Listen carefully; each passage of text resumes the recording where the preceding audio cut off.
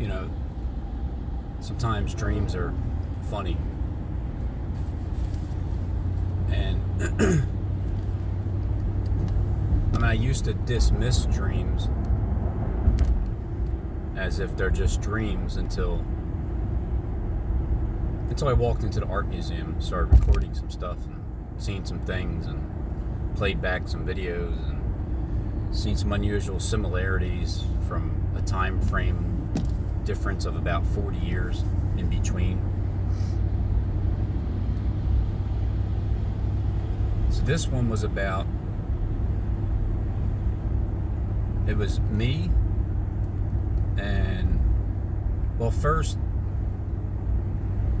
the whole city was going on lockdown. It was getting, and I believed I lived somewhere in Philly because there was more houses next to each other, and everything was locking down because like the world was ending. A typical movie apocalyptic scene when things are shutting down and militaries all over the place. But at the same time,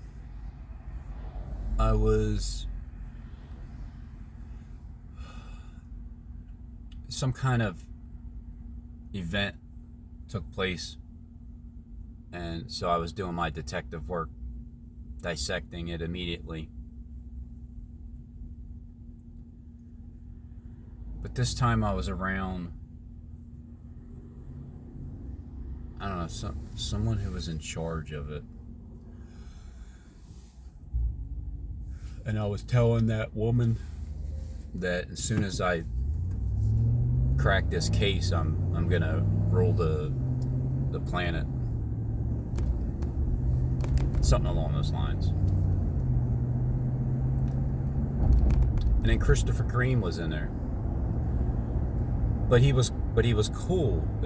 But he was also, he had a ticket, and he had 2 tickets, and he was offering, or he said he was going to Hollywood, California. And I said, oh yeah? He said, you want to go? I'm like, it's for 10 days. And I thought, well, I don't know, I got work. I don't know if, And then I took the ticket, or whatever it was. And then he was telling me about his properties. Basically, it's like anything I want to do in the world, I can do.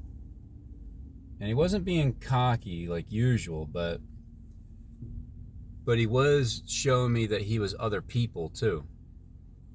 And towards the end of me waking up, he was, I heard a Rocky Balboa. Somebody was, he was from a distance, but I didn't actually see him do it. And in between, he was changing into a couple different characters, but he stayed Christopher Green's face. But I knew he was an alien because he was, I don't know, he just had that alienish, there wasn't really much of a sense of humor with him. And then I said, let me guess, you're Rocky Balboa too. And then he smiled and smirked over, because you know how Jonathan Kleck was showing you the Christopher Green morning boardwalk way, and then Christopher Green being washed up on an empty beach, and Bono in that video being washed up on an empty beach after because the other man resisted and he was washed up on an empty beach. But then in the dream I was also thinking, this could be a setup. This could be a Ian Bud Light type of a setup, because everybody is a gang stalker except for Ian, because that's really what It's really what the Ian Bud Light commercial is about.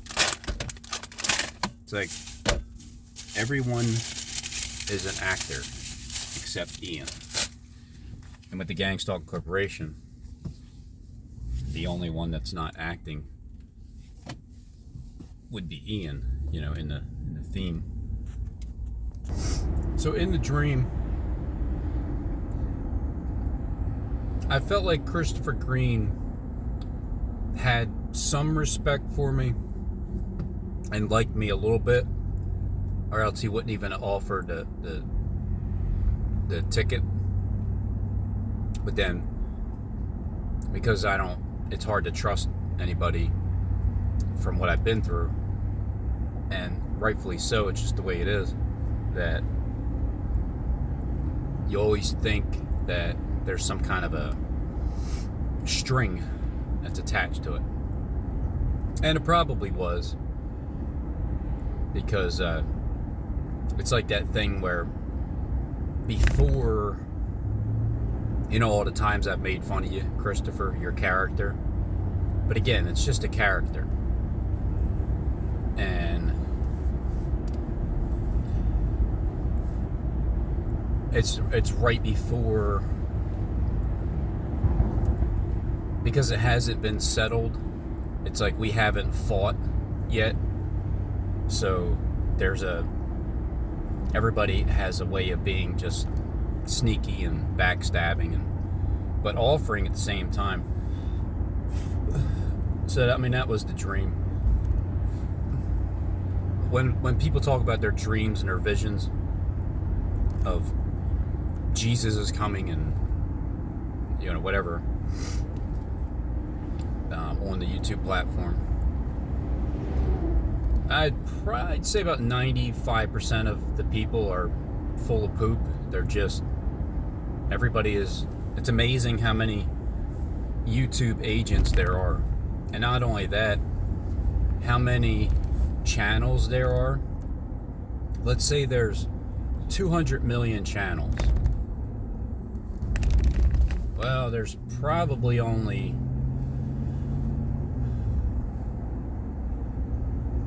I don't know, like, let's say 100,000 channels. People. There's 200 million channels, but there's only 100,000 people. If that would be the ratio, or whatever ratio. Let's say there's 1 million channels, but there's only 100,000 people. That's a little bit more realistic. And because then each agent has 10 channels, and that's all they do all day long is let's say you have a channel, you're an agent. You have a half-hour show every single day. And it's like, man, how does this guy have time to do anything? And then they'll act like they're, I don't know, like whatever. Like Paul Begley gets up every day. I mean, he gets up every day a lot. He goes live 2-3 times a day. But if he is like somebody else, like, I don't know, like Jacob Israel and Steve Ben Noon, if he was like both of those channels, it would be really hard to believe, because the amount of times that someone gets up and does a video, you know, it takes time to do the research and everything. But then again, if you transcend time and you had enough time to make videos throughout my entire life, and then when YouTube was created, you already had the videos loaded and ready to go. And because you already know what I was going to do ahead of time, you already talked to me through the future, transcending time into the present moment, back in the past. So it's not really that difficult for Satan to be everybody and make it seem like he's not anybody, that everybody else is themselves, but he's really everybody in the scripts of everything. So the scripts have already been written out, just like the Bible itself. So to think that one person could be another person and another person, and then they're all wrapped up into this in one and the same, like Skip said, then well, yeah, if you're an agent and you have 10 channels, and one channel you do, let's say you're just dedicated a half hour every day, you're dedicated, you would not think that that person has another YouTube channel and would get behind another mask as a female and then do a female voice and then do that channel, and then when you're finished that one, hop over into your other meat suit, face, body suit, put on the back a different green screen, and then hop into a Jeep and say, "What's up, everybody? It's Richie from Boston." And then once you're done with that voice and face mask, you go into another one, and that's your job for I don't know how many years, but I've been seeing it for the past 6 years. And I've been catching on that it's not just one person that's doing these videos. It's multiple people. And that is how agents can be other people, because they don't have another job besides spreading fear and disinformation throughout the whole YouTube world.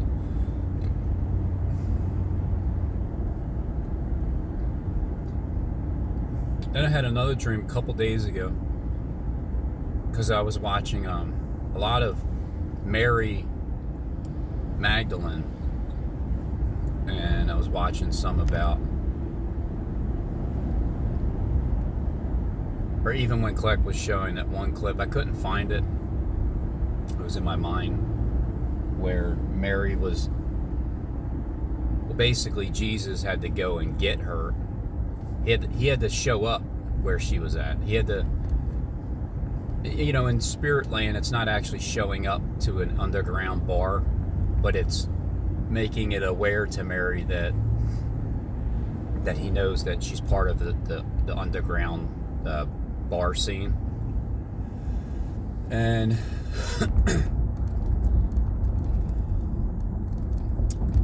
but then he forgave her.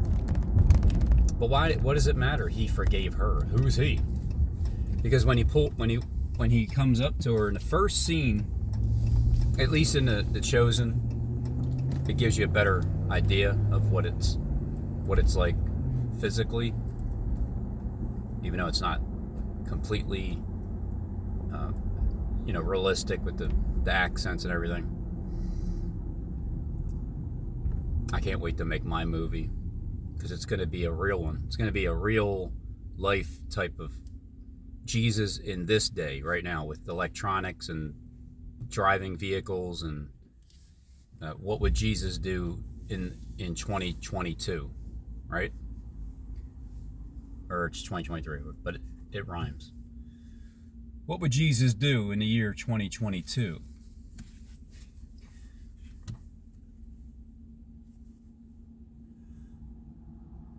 So the cheating portion of it, or all it shows is, it says, it starts off with, she stinks anyway. That's what the one guy said. And then, I guess like calling her a dirty hoe or something. And it shows Jesus standing right next to her. It's like, leave me alone. Or who are you? Well, it could mean like, there's two different ways of looking at it. If that's in the beginning, because she's like, who are you? And I think he said, I'm Jesus of Nazareth. Or, I forget. But then with her saying, leave me alone. And then, who are you? Meaning like, who do you think you are? Because if she already knew Jesus as her husband, because why did they bring her to him? To determine whether or not she should be stoned. Isn't that the husband's job? Wasn't that the standard back then? The perception of it is, if your wife is caught in an act of adultery, what they do is they bring her and the man that she's committing adultery with to her husband. So the funny thing is, they brought her to Jesus, and he was the one that determined whether or not she should be stoned to death. But I thought they were supposed to bring her to her husband. And then they didn't bring the other guy who she was committing adultery with, but yet they brought her to her husband. And then I had another thought. Well, what if this is what they tried to do? What if Mary was already married to somebody before Jesus came along, and when they met, you know, people think Jesus knew everything. I don't believe he did. I believe he woke up to who he was and then started to learn, because there was plenty of gigabytes left in that memory drive that he needed to be reminded of. So his disciples and the people he's with helped them remember stuff. And so the one thought was, well, wait a minute. What if, because none of this stuff is said in the Bible, but you have to read between the lines. Why would they bring her to Jesus when they're supposed to bring her to her husband in order to determine whether or not she should be stoned to death? So when Christ said, in my movie, Christ said, which one of you wasn't committing adultery with her? Which one of you lying serpents, snakes, weren't committing the same act with her? Or, as they were bringing him to her, if she was already married to her husband, but yet they didn't bring her husband there, even though they all knew who her husband was,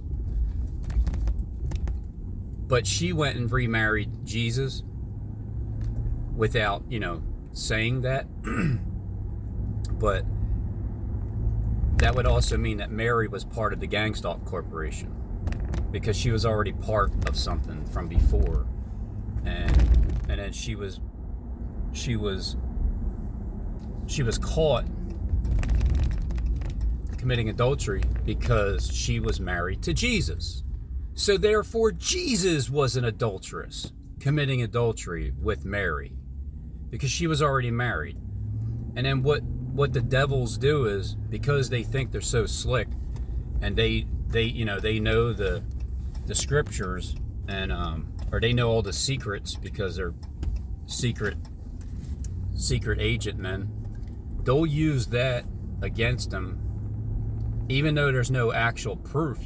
This is like a spirit-led. You would have to know this in spirit for it to be true or not, in order for that to take place. Just like, Jesus being God. It's like, well, you're God, Jesus. You should know everything, right?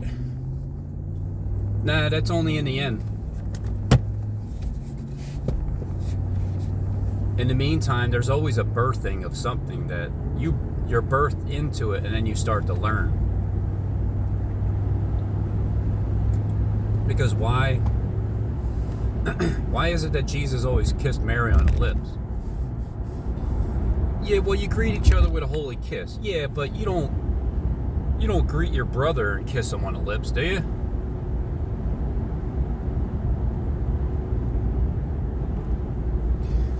That's only a male to female thing. But it's more like a male, kind of like a male to female, whether it's your mother or your wife or whatever.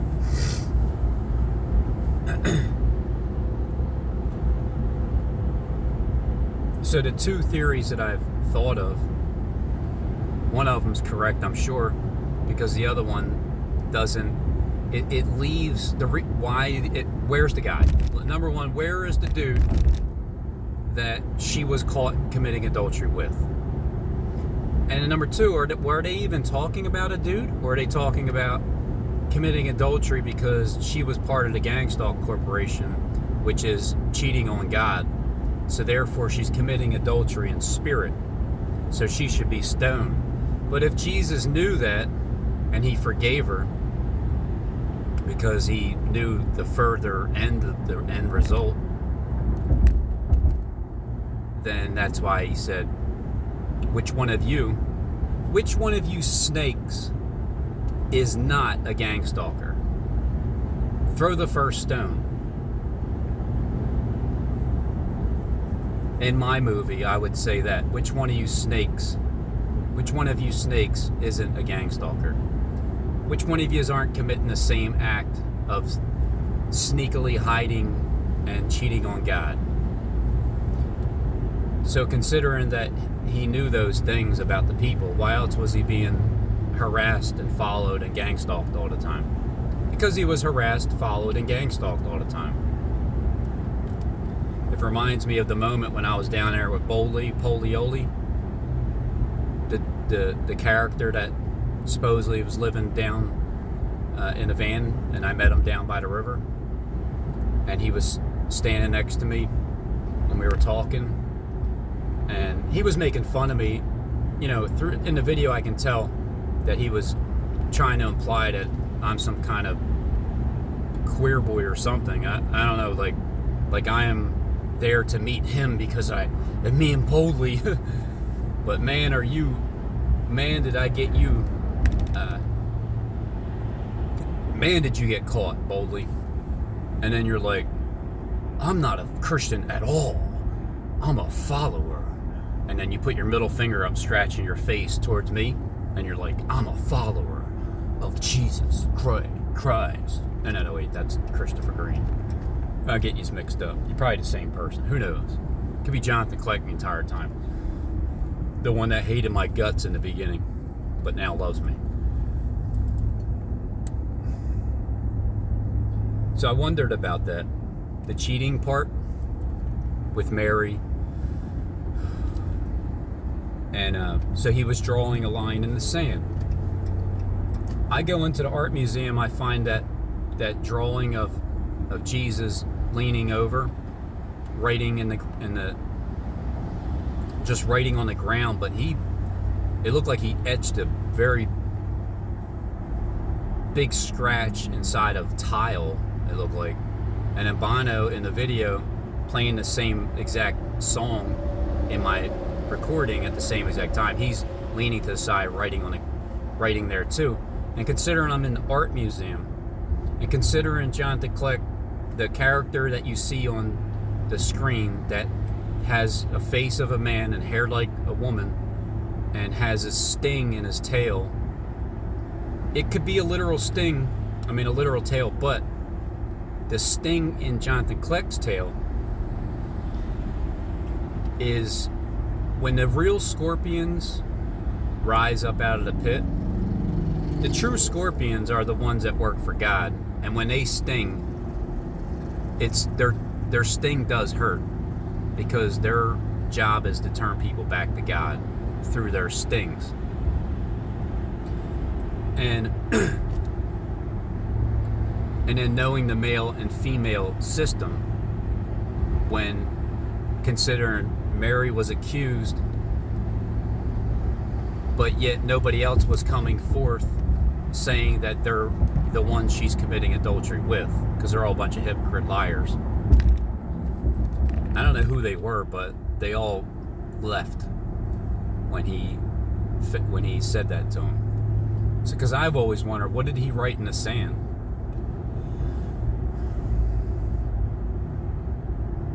Well, the first thing he did was he drew a line and said, in spirit, that's it. This is where you're not crossing this line anymore. Because he got them to drop their ammo. How do you do that? You're getting ready to kill a woman right in front of Jesus, and then he draws in a line and says a couple words, and all of a sudden he said the right words, and all of a sudden everybody drops their stones and walks away feeling stupid. Well, good, you should feel stupid if you're guilty and you're hiding stuff and you're still being sneaky and you think you're slick but you're not. Because none of yous are really slick. You're still doing it, not slick. Don't you know scripture? Well, yeah, you think you do, but you may be thinking something wasn't fulfilled when it already is. And then that reminds me of Jonathan Clegg being in Herod's temple, like John the Baptist beforehand. But also Peter being like on the rock, because the Rock Art Museum, Rocky key, giving the key to Peter on the art museum, the footage to here. Can't be any more clear than that. This is time transcending from me to you. Here. Chew on that. And then for the serpents, that if you still can't see what that is, I don't know what to tell you. If you're part of the inside and you're in denial of it, it doesn't matter to me one way or another. All I can do is keep showing you the truth, and it'll pan out. It eventually pans out.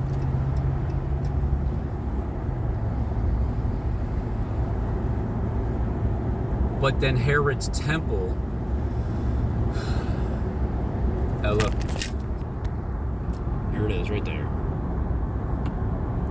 There's that other star. That's about a half mile from the exit that blew up Cotman Ave, exit 30. Herod's temple. But then that would have to be the Philadelphia Art Museum, because you got old Skipster standing up above it in the landscape, saying he's going to stand there with a grin on his face and spray the ants. And then Pilate being down there at the William Penn building, and that, it reminds me of either or. It reminds me of, look at that, 100%.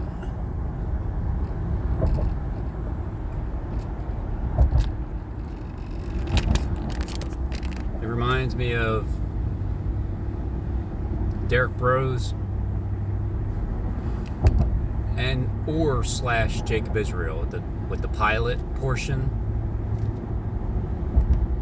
But then Jacob Israel could just be getting everybody to worship the first beast, trying to act like Elon Musk. But he shows Elon Musk all the time, so he's trying to get everybody to worship Elon Musk as the beast in the system. And then Elon, I don't know, what would he be considered, the false prophet or the dragon?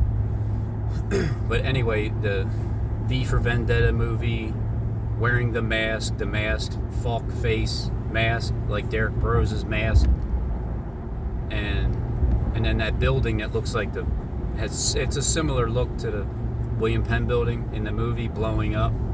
So from one end to the other, from Herod's temple to Pilate's temple, and I happen to be walking back and forth between both of those temples, recording XAP stuff that lines up with the things that I'm showing you from the past into the present time, transcending time.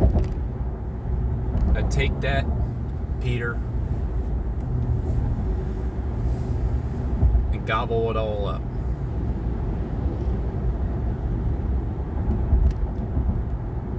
So considering the amount of videos I watch and the stuff that travels on through my head as I'm sleeping, one of them was about the cheating, and so in the dream, wherever it was, some kind of underground club bar scene, I was there and I caught my wife. And I didn't catch her in the act, but I caught her there with the underground club, and it was like a biker type of gang, almost like my kids' pop-ops side of the group. And the one guy that I guess it was who she was with was, see, I was there, but they didn't see me there. Although I was there, wasn't talking to anybody, but I seen him clearly, and her, because I was talking to her while they were there, and I, I understood. I got it, because I'm thinking, well, you could have been part of this before me, and you never really was my wife from the beginning. You were always somebody else's wife. Like, I don't know, like Solomon had 1,000 likes. The home wrecker, Solomon, marrying all these women. He could have been marrying women also, but because I understand that the possibility of people were sent in my direction, and you're part of the organization from the beginning, like the Gang Stalk Corporation. Everybody's a part of. Everybody's an actor except for me. Yeah, me. So everybody's an actor. And I told her I forgave her in my dream, and it was a real remembering type of a feeling dream, that in the dream, that's how I felt. So when I woke up, I felt the same way, like, oh, yeah, I mean, I kind of sucks, but I understand. I really do. And the guy that apparently that she was with had, because it would be pretty funny if this dude was really around and I dreamt about it. Had like shaved head, military look, but had a tattoo from the bottom of his hairline all the way around his neck down to his shoulder blades, with like a red kind of a fire dripping down, but his neck was raised, so those stamp tattoos that people get in college to be a part of a frat, and it raises up. It was like that. His neck had all raised fire where the images were, and I even said it to him. I said, man, that is a damn cool tattoo. But again, he didn't hear me because they didn't see me, but I was there talking to my wife, telling her I forgave her for cheating on me, and I understood.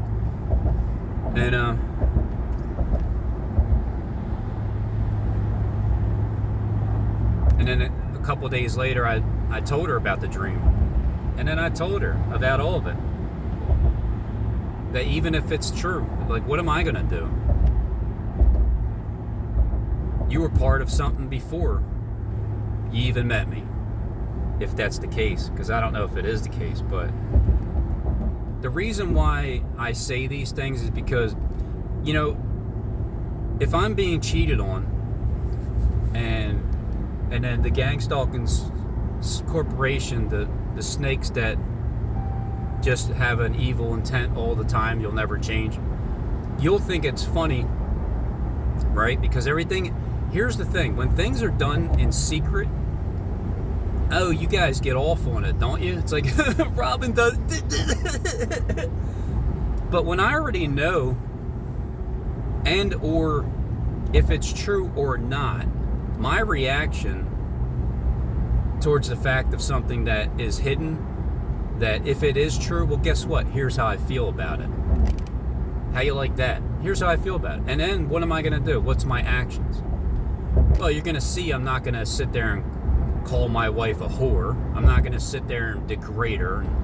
And I'm going to say it and make it aware, because, sometimes wives might like doing things in secret because they get off on it. And then once something is out in the open, because it's all free will, you have the right to, you can do whatever you want. Nobody's forcing anybody to do anything. Besides, they'll try to push some fear tactics, like, well, if you don't keep continuing to cheat on your husband with us, we're gonna gang stalk you. And then, so you see how I handle gang stalking every day. It's nothing to be afraid of at all, because the people that are doing it are just control puppets. They don't know how to say, I'm not doing it anymore, Satan. Nope, not doing it. But I don't know, maybe it was part of the deal of coming back to this earth and having your flesh taken care of. So the one thing that it could be is that that serpent looks like it is sliced and diced.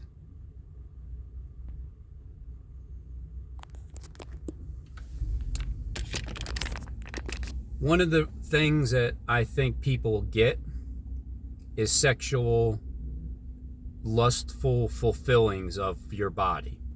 They don't give you money. The Gang Stalk Corporation, it doesn't seem like they really take care of you. But they'll take care of your fleshly desires and your drug problems. That's it. They won't allow you to live a free life. And so that's why God takes over the system. Because it's enough of this nonsense. So I think that's what it is. It's where you get your fleshly desires taken care of. You get, an extension, a penile extension for yourself, or you get if you're a female, you get the Cain tree of life implanted inside for you. It's one or the other of those things. So when things are done in secret, that's why I make it aware. Even with my brother sometimes when he gang stalks me, I called him out the other day with the trash can on the steps, and I stood there. I'm like, anybody want to move this? The electrician walks by. Here, I'll move it. I'm like, because that was done randomly, wasn't it? Yum yum. Look over where. And I come back upstairs, and he's all irritated, like throwing the vacuum around, tossing it because I believe he got convicted. It's like, Bill, obviously you're part of the organization. You do these things while I'm at work, and I see it, so I'm just gonna call you out for it on that time.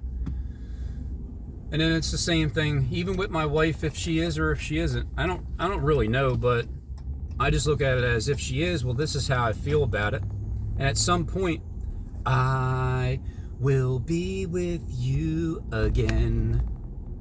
Because right now, I'm not. Right now, we're not. We're married, but separated. It's the most unusual thing for her. Not for me, because this is where I needed it to be. I needed to separate so she can not rely on me for anything when it comes to that. That little birdie just hit my windshield. So that's confirmation that she doesn't rely on me for that. But when I make it known that I had a dream that you were cheating and it was so real, but you know what? I forgave you for it. And even if it's true, I'll still forgive you for it, because I understand. Because at some point, this will be over, and we're going to move on, and you're going to realize what it is that I've been doing for these past 6 years. It'll finally be brought to the forefront, and then you'll understand what true love is. You will understand what true love is. It has nothing to do with penis whatsoever. And that's the same thing that John Teclec was talking about too, when it comes to Mary and Jesus, and the true love of Christ has nothing to do with your penis or vagina. It has to do with how do you treat people when they're misusing their penis or their vagina, even if it's towards you. So when the things are brought out into the forefront, now when you're out thinking about it, it's like, I don't know, where did the thrill go? My husband he loves me, but accepts me if I cheated on him? I don't even feel like cheating on him now, because it's not even exciting anymore. It's reverse psychology, but at the same time, it's legit. It's how I feel. What can I possibly do besides show love to people, regardless of what they do to me in secret, when it's not like I can follow you there.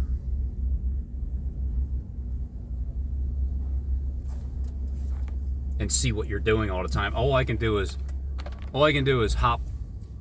All I can do is like walk through the walls and the doors in my dreams when you can't see me, but I know what's going on behind closed doors.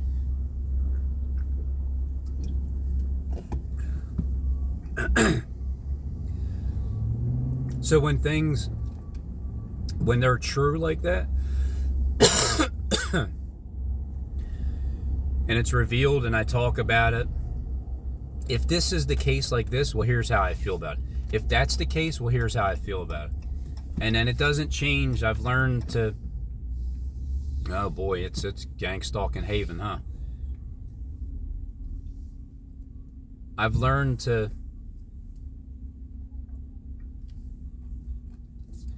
look.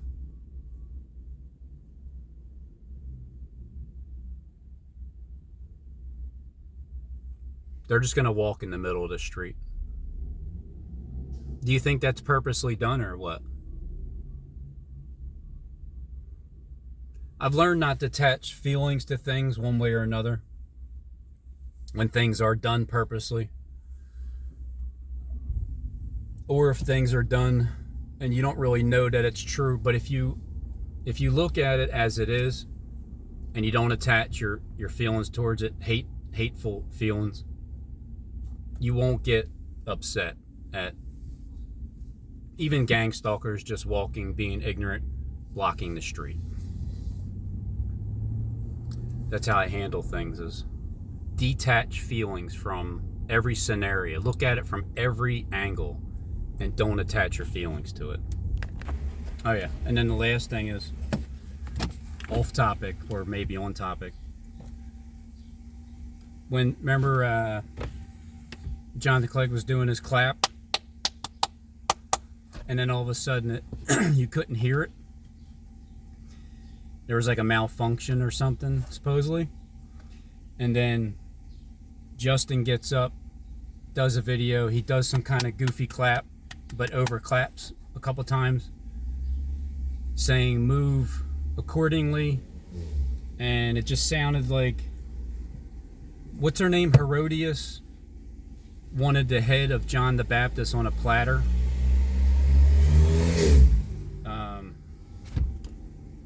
Was that Herod's wife, Herodias, or was it Herodias's daughter, or was it Herod's wife? Her daughter was named Herodias. I forget which one it was, but it seems like the fake Jesus in the system would be the one that wants to eliminate the one that's announcing the arrival of Christ. And it's also similar to Peter's situation too.